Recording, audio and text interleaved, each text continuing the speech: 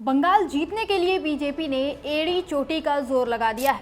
2026 के विधानसभा चुनाव में टीएमसी को हराने के लिए हर हथियार इस्तेमाल कर रही है। चुनाव आयोग से मिलकर पहले ही 90 लाख से ज्यादा वोटर्स के नाम वोटर लिस्ट से काट दिए गए। स्पेशल इंटेंसिव रिवीजन (SIR) के नाम पर यह बड़ा खेल खेला गया।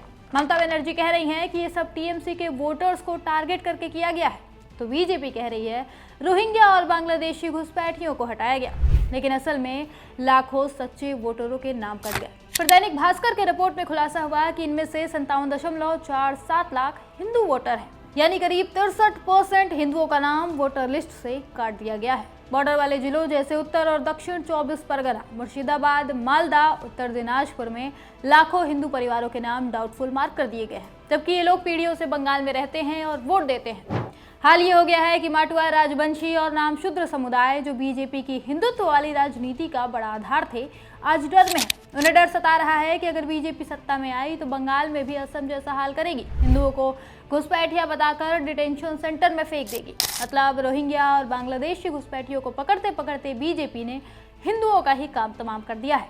इन्हीं वजहों से बीजेपी से बंगाल की जनता चिढ़ी हुई है। देखिए, बंगाल की राजनीति हमेशा से गर्म रही है। एक समय लेफ्ट का राज था, फिर ममता दीदी ने टीएमसी बनाकर सत्ता संभाली। 2011 से लेकर अब तक ममता बंगाल की रानी बनी हुई हैं। लेकिन 2019 के लोकसभा चुनाव में बीजेपी ने अच्छा प्रदर्शन किया। 2021 में भी जोर लगाया, लेकिन ममता ने फिर से सरकार बना ली।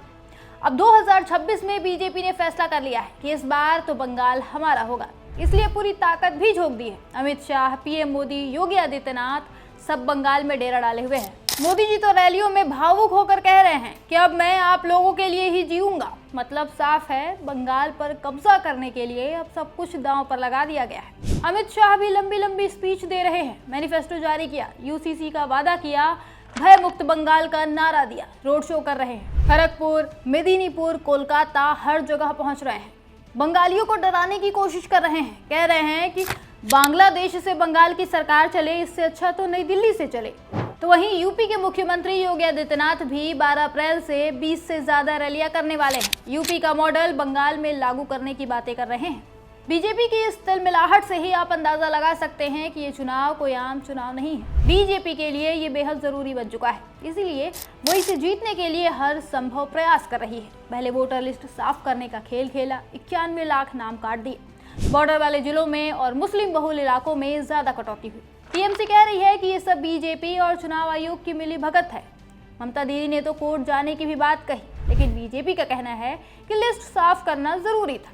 देखिए, बीजेपी का ये प्लान पिछले कई चुनावों से चल रहा है। पहले वोटर लिस्ट कमजोर करो, फिर बड़े बड़े नेताओं को भेजकर रैलियां करो, पैसा, प्रचार, केंद्रीय एजेंसियां, सब कुछ झोंक दो चुनाव जीतने के लिए। मोदी जी सबका साथ, सबका विकास, सबका हिसाब का नारा दे रहे हैं। अमित शाह यूसीसी और घुसपैठ पर जोर दे रहे हैं, तो Yogi ji law and order का यूपी मॉडल दिखा रहे हैं। मतलब बीजेपी का हर नेता कुछ न कुछ जुमला फेंक रहा है। अब देखना होगा बंगाल की जनता इन जुमलों में फंसती है या नहीं।